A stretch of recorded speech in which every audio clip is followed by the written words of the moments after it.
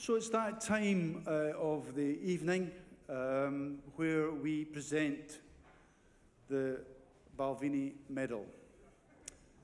I genuinely have no idea.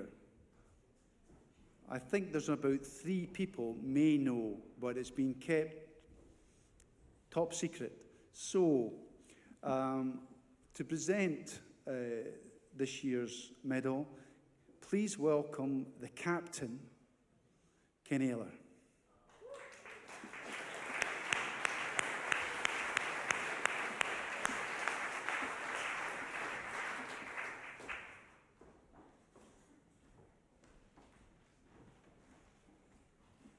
Thank you very much, Ewan.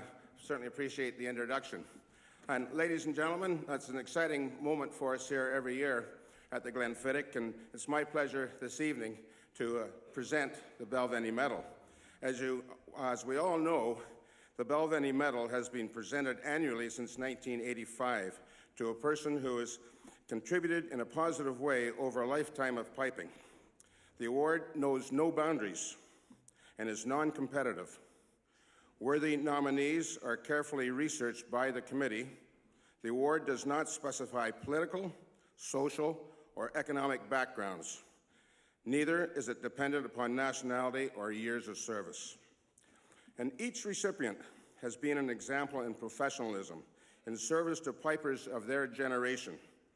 This year's nominee is no different.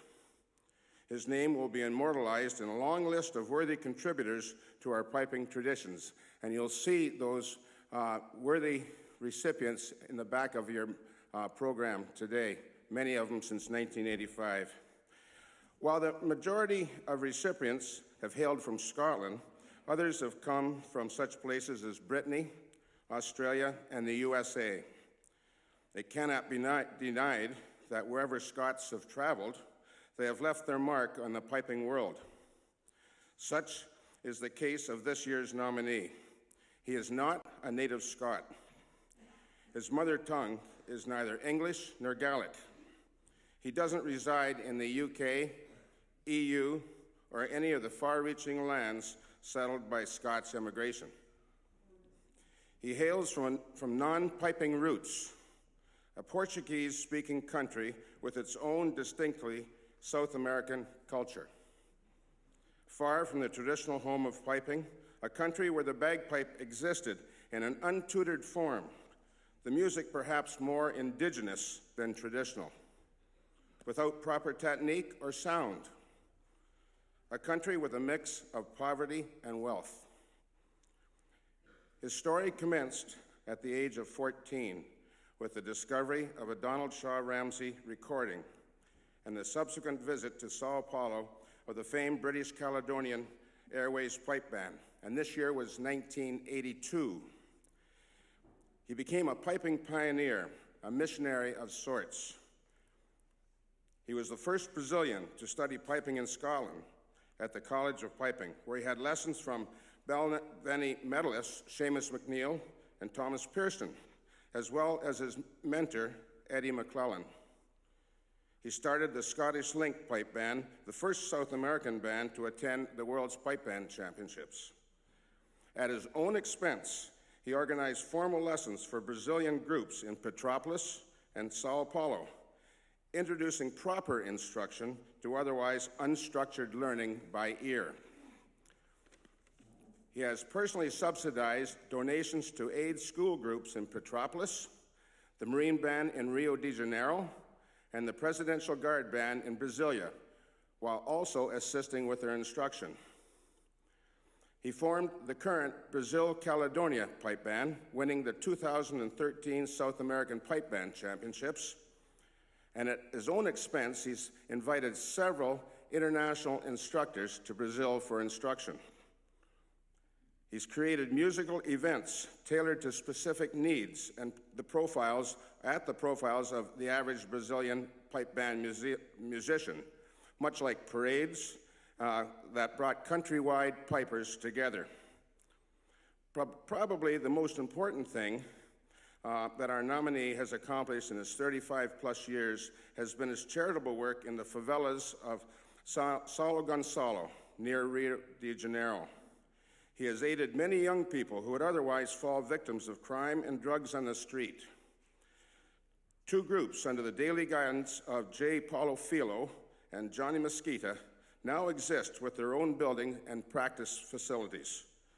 Our recipient has funded many of their supplies through his own resources and charitable donations while always offering his instructional services. He continues today as the primary resource for promising Brazilian solo pipers. You know, for some, he could be considered Brazil's piping saint with his philanthropic aid efforts. In other ways, he has been a beacon for promoting the Highland bagpipe in a nation better known for its samba and festival season. Ladies and gentlemen, I'm sure you will agree his contribution to piping has been in the best traditions of the Balvenie Medal.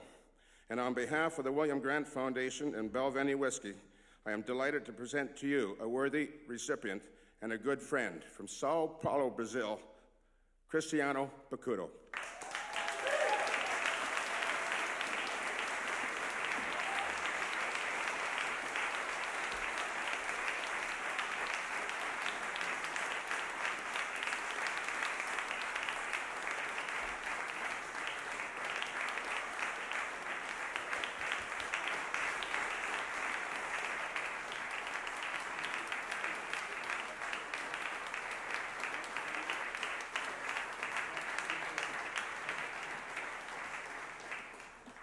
Well, thank you very much. I don't know what to say. He said it all. So it's such a great honor for me. And I think more than ever, you need to see this work that's being conducted in Rio by J. Paulo. Really fantastic work. I think it will at least, at the very least, bring everybody to tears because it's a beautiful work that is being doing. I hope you will be hearing more about Brazil and piping in the near future. Thank you very much. Great honor to be here, and thank you for the fantastic performances. Thank you very much.